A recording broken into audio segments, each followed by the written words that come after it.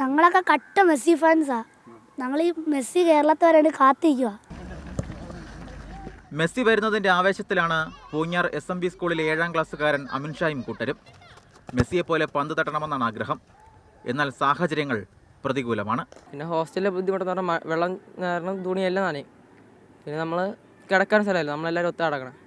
പിന്നെ താഴെ എന്ന് പറഞ്ഞാൽ വലിയ കുഴപ്പമില്ല, വെള്ളം അങ്ങോട്ട് പോകത്തില്ല. അപ്പോൾ പിന്നെ പല വെള്ളം വെച്ചെത്തിരിക്കുക.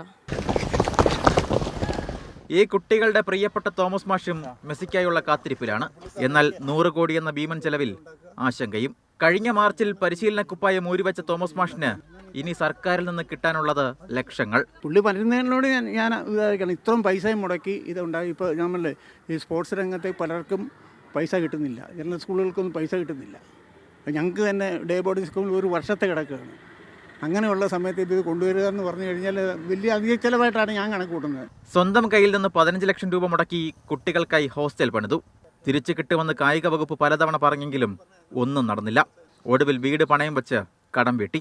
അപ്പോൾ എന്നോട് പറഞ്ഞു, സാറേ പള്ളിക്കൂടം തുറക്കാൻ പോവാണ്, സ്കൂളിലാണ് താമസിക്കുന്നത്, അപ്പോൾ ഇത് പണിയാൻ കാശില്ല, ഒരു 5 ലക്ഷം രൂപ തരാമെന്ന് ചോദിച്ചു. ഞാൻ പോയി അതിന് ലോൺ എടുത്ത് 5 ലക്ഷം രൂപ ഒന്ന് കൊടുത്തു.